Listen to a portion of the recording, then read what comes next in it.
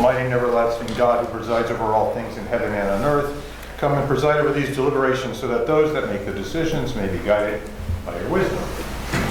Thank you, sir. Thank you. All right, welcome to our work session, March 19th, 2024.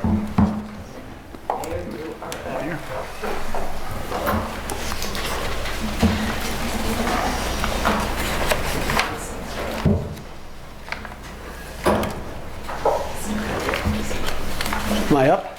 Yes, sir, you got it. Hi, good evening, everybody. Before we get started, I'm going to be striking the ordinances regarding the pensions. So that's taken off the schedule for tonight, okay, Steve? Got it. Okay. I'd like to read the following resolutions and answer any questions you may have. First one is authorizing the proper city officials to sign any and all documents related to awarding the contract for the Kirby Park ADA Walkway and Pier Project, lowest responsible bidder. This is an extension of some of the work we did 2 years ago, where part of the walkway goes around the pond. It's going to continue around and put a nice pier where people in wheelchairs, ADA compliance, people can go out there and enjoy it like everybody else can. So that'll be awarded to the lowest responsible bidder. Now, we will have the contractor and the bid opened tomorrow. So I'll have it well in advance of your Thursday vote, okay? But we wanted to get it on because we want to get going on this. So, Mr. Chairman, I think you agreed that that'd be okay to do that. Okay, authorize the proper city officials to sign any and all necessary documents related to hiring a Kvolch Construction Company to replace the floor at the Hollenbeck Fire Station. I think you know the floor at the station is in pretty bad shape, so we're going to be replacing that. One of the critical areas that we have to keep maintaining is the fire station, so we're hoping that we'll be able to pass that resolution also. Authorizing the proper city officials to enter to an agreement with the lowest responsible bidder, Koharchik Construction, the amount of $101,686 for the traffic signal infrastructure improvement project. Now, the project will be funded through the PennDOT Green Light Go program and the city's liquid fuels. So that does consist of 10 streets, and I'll be happy to read them to you if you'd like me to do that. First of all, Franklin, Steve, I'll give you a copy of this if you will. Franklin Street, Market Street, Main Street and Ross Street, Main Street and Northampton Street, Pennsylvania Avenue and Washington/Ross Street, Pennsylvania Avenue and Northampton Street, Pennsylvania Avenue and Market Street, Pennsylvania Avenue Scott Street/North Street, Wilkes-Barre Boulevard, Northampton Street, Wilkes-Barre Boulevard and Market Street, Spring Street and Monday Street. So the project will be an upgrade to pedestrian push buttons for ADA compliance. And then also the project will include one vehicle detection camera for the following locations: Pennsylvania Avenue and Northampton Street, a westbound left turning lane on Northampton Street, which causes some congestion and backups between Pennsylvania Avenue and Washington Street. And then also Cole Street and Business Route 309. This will improve the operations by freeing up unused wait time at the intersection. Also, Mike Baker International, Mike Baker International, a traffic consultant under contract with PennDOT, completed the traffic study, which included 49 intersections throughout the city in November. And these are the 10 that they recommended should be done first. Okay, these are their priorities. So the improvements listed above were identified as priority actions by Mike Baker International to improve safety and congestion management for motorists and pedestrians in the city of Wilkes-Barre. As I said, the project will be funded through the PennDOT Go Green Light Go program and also the liquid fuels account. Okay? Mayor Brown, I have a question. The green light, the button for the green light to push at Ross and South River is broken. It hangs on a string. So it's the traffic light at Ross and South River. Let me make a note of that. They're fixing the. Do you have it, Charlie? They're fixing the green lights, like the buttons that you push to get green, red, that kind of thing. I think that's supposed to be done in that project. That isn't this project, but got it. I'm not positive that's a PennDOT project, separate one, and I think they're doing those, but I'll double check again. And is part of this project also the timing of lights, so traffic flows better? Is that part of this project, or is that another one? Charlie, do you have that answer? Is timing part of this project too, or is that another project? My understanding is it's timing that they did in their analysis, so once they're going to be resetting timing based on great. what the lanes are. But I don't know the technicalities of it. That would have been all done by the consultant. There was a separate contract with the consultant for the analysis and everything like that. And that was all taken into consideration. Got it. How that's going to work. Okay. I just want to ask my colleagues, we all come here. Do any of you time the lights of how long it takes to get to City Hall? Like how many lights you go through? And any times that you have gotten green every way and you got to City Hall like that, but a time where you've got a red light every single time and that, you know, quadrupled amount of time. I know for me, I have 7 lights to get here. If they're green, all green, I'm here in a minute, 50-some seconds or so, right? If they're red, and I've many more times I've had red at every single 7 lights, it then takes me like 7.5 minutes, 8 minutes to get here. So the timing would greatly make a Tony, you have efficient. too much time on you. Yeah, I like it. Talk about timing. That's right. Time the lights! Not telling the lights how many red and green ones I get, but it's important because What do you have, a stopwatch? it's how many green lights I get or red lights I get to come here. I read something on this project, though, that you mentioned a couple intersections, they're going to add cameras, and those cameras are going to determine whether that light needs to change or just stay green all the time. That's And good. that might alleviate some of those problems that you're having. In other words, the light's not going to turn red for traffic if there's nobody waiting to pull out. Right. And it's said to alleviate congestion, so that's one of the projects that we're going to be doing. Good. Help the city flow better, that's great. Okay? Okay to continue, or any other questions? Okay. Mayor, if I would, the Hollenbach Fire Station, I saw reading in the components of it, it's gonna be one of those epoxy floors, and I will tell you, I got some experience in that. They are durable, and that's gonna be a good floor. They're very nice, and they're very, very durable. It's way better than concrete. Yeah. And Councilman, you understand the amount of wear that those Oh, I can imagine. fire engines go in and Sure. out. It does take a heavy toll on it. Yep. Okay. We're all right? Okay. Now, we get to the interesting parts here, reappointing Frank Majakis to the Police Civil Service Commission, reappointing Phil Latinsky to the Police Civil Service Commission, reappointing Carl Nessick to the Traffic Committee, reappointing Tom Umbarski to the Traffic Committee, and Mr. Umbarski's here tonight. Reappointing Jean Brody to the Planning Commission. She was going to be here, but she had a situation that prevented her from coming, but she did want me to tell you she was planning on being here. Also, reappointing Tony Thomas to the Planning Commission, the gentleman sitting behind Charlie with the nice looking tie on.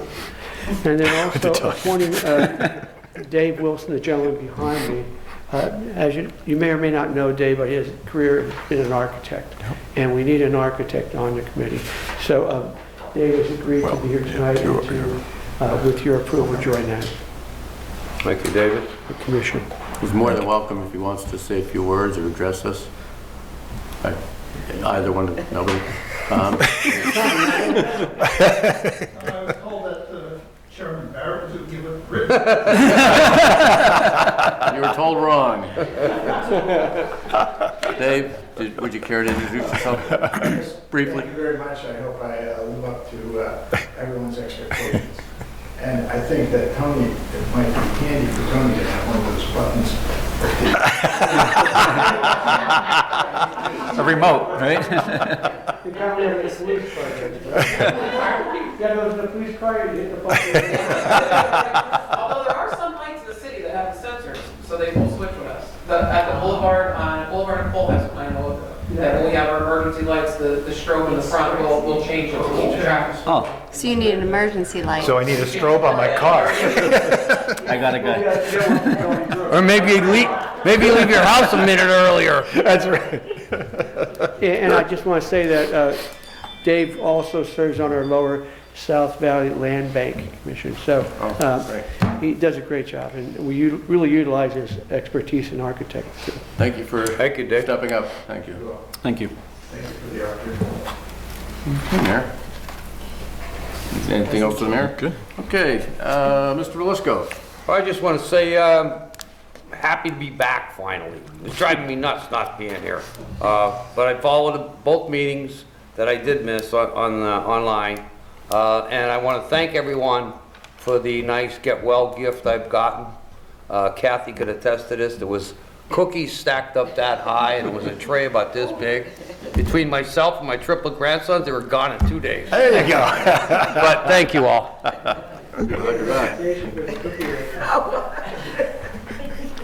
Mr. McClay? I'm up. So, just on the resolutions, is it possible to get the bids put into our packets? That all of the bids that come in, I know we don't get a whole lot of them, but is it possible to get them? You mean, like, besides the winning bid, you want the other bid? Yeah, if that's possible, just to have them in our packets, I'd You want just appreciate the that. amounts, as they do usually do like a sheet that has everybody who bids. Yeah, so does it tell you the company and the amounts? The company Yeah, and the that's fine, perfect. Kathy, I think you're looking for the compilation sheet. Yeah, like that. Yeah. That'd be perfect, just so we kind of have an idea how many we're getting, what the ranges are and stuff like that. Then, back to my garbage. So you picked up the dresser on North Main Street 2 weeks ago. There's now a couch in the same spot that the dresser was at. So whoever got rid of their dresser decided to put their love seat there. So that is on, if you're going up Butler, right there on the corner, right at the light. Right. Yeah, it's on North Main side. And and the graffiti is still at Philly Subs. Yeah, I know, we're not allowed, we're not supposed to go on private property, like using our, so, you know, it's just a question of whether he's gonna comply or not, and he's not, so it's just, we'll follow up with the solicitor's office, that's really all I can do. Okay, has he been fined? Do we know? Well, that's what I'm saying, Okay. follow up. I don't know, I know he got an NTA, but I don't know if he paid that or not paid that. Okay, great. And I'm good. Mr. Mayor? Yeah, I'd like to welcome Mike back. Nice to have you back. Thank you, Stan. Glad you're feeling better. That's great. Thank you. And this is one thing for Charlie. South Mead Street from east south to east Northampton. Bad potholes. I believe I messaged you Yeah. about Supposed to that. have gotten to those. Okay. I didn't check today. As of yesterday, they weren't done, I believe. Okay. Yeah, that's all. I'll send them again. Okay. Yeah, that's all I have for today as well. Mr. Brooks? He's got Yes, I have These 2 pages. 3 things. And you know, if I talk on a Tuesday, these are things that just was reported to me. So obviously somebody must have been driving on Stanton Street. So I got a report of, I'm trying to read my notes now, Moy Allen and Empire Street, around the back of Stanton Lanes, how there is a ton of cars at I guess a lot. And the person was wondering, can it be fenced? You could hide it? Because people are sick and tired of looking at all these cars. And the same thing at Hazel and Stanton. Now, this one I remember because it's in my district. I'm sorry about that. I know it's in your district. It's a car lot at Hazel and Stanton, and something tells me that when zoning, this particular car place came up for zoning, that they were told not to have tires on the lot, not to have cars on the lot overnight, and that this place has a considerable amount of tires that could, be damaging to the building or to the neighborhood or fire, and a ton of cars also parked all the time. And the person who reported it to me said they see cars constantly. So I'm unaware if that's true about zoning, if they had stipulations that they couldn't sell cars, have cars on the lot, and keeping their tires clean. But this place has been a problem before. Do you know the one I'm talking about? Yeah, we've been there. It's not the old It's Elias red and is, black. correct, that's right. Okay. Yeah, they clean it up and then it gets bad again and we go, it's basically that type of situation. But there's no, we checked the zoning, there's no restriction on the cars. There Okay. is a tire issue and that's how we get them moving the tires. It's Right. cars now. And then what about the possibility, of requiring businesses to fence their stuff in, so we don't, neighbors across the street don't constantly looking at all junk cars all day long? Could we do that? The zoning ordinance already has a fencing requirement under certain circumstances. The problem is, all of these are all pre-existing businesses. I can't, it's like retroing, I can't. Right. City can't force them to retro on those. We can limit amounts there if it's a safety type of thing. Right. But there's no provision with the law doesn't say ugly is unlawful, unfortunately. Well, just fencing something in, Yeah, but we can't require it on pre-existing operations. Those Right. Almost all of the ones in the city that you see with the cars and the junk cars are all old garages, basically, which people sell, and they sell cars now out of them. And it's not a legal, technical Okay. reality of grandfathering in, people use that term, but that's what we're talking about. And then speaking of selling cars, this seems to be an explosion of body shops, car shops, people selling cars all over the place. And so, you're acknowledging that. So that's something I guess we have to figure out. Can we limit them in certain neighborhoods with the zoning and stuff, change zoning laws? Only if they're not in a place, if they're establishing and hasn't been established. Right. Sure, it's a new business, but what you have is, we just have, as we all know, it's an older city and it's got a plethora of old abandoned garages, stores, car lots. We just have them all over the city, and that's what they usually look at life, and then they just continue business. Right, okay, all right. Change the subject now to noise three, yeah, that was the two. That was the two car spots. Now it's a change of subject. Number three. My 5 minutes is up. Number three, I got an interesting question today about this. So a constituent of mine has what they call a decibel measure app. It's on your phone that will tell you that things are too loud, your music and your neighborhood. The person wanted to know, can that app be used to prosecute somebody? Like, if your neighbor constantly playing loud music, your little app, and I went online and saw, yes, you do download this, for your phone, and it will tell you. The person wanted to know, if they took their neighbor to court, can they use that app in court of law? Interesting question. I find it interesting that people now can download and they can measure people's music. And I know there's another problem that we have, people playing loud music, particularly passing cars on the street. They'll have their loud music. But would you know that, Counselor, at all? Would that be admissible in court? Oh, I'm not giving a legal. You have a solicitor for that. All right. Oh, now you're on the spot. Research it for me and I'll get back to that person. I just find that interesting.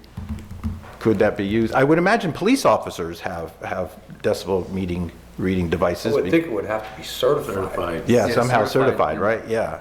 Well, I find it fascinating that people out there now are measuring their neighbor's noise.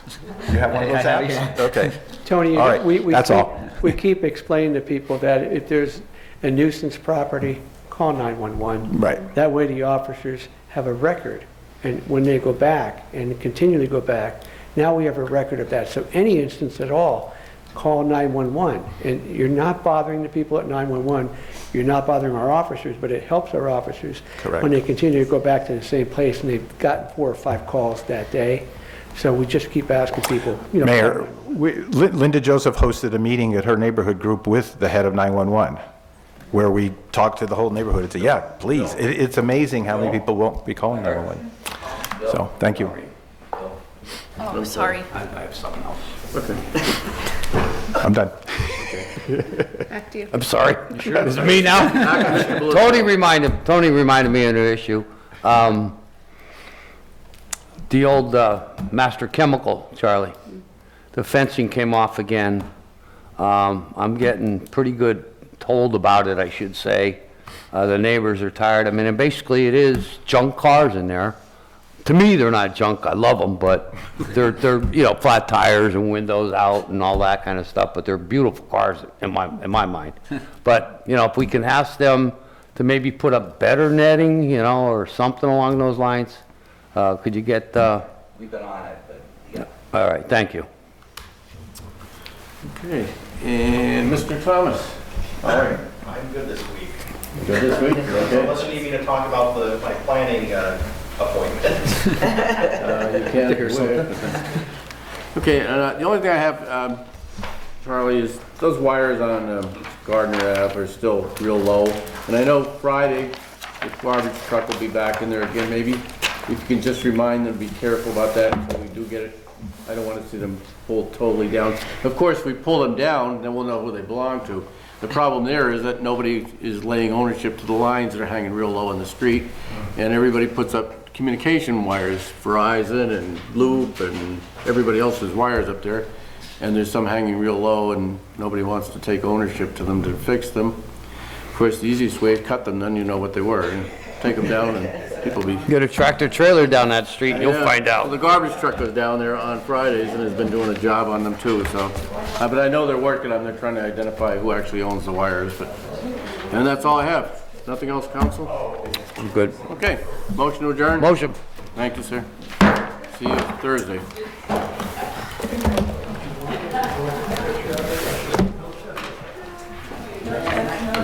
Are you here Thursday?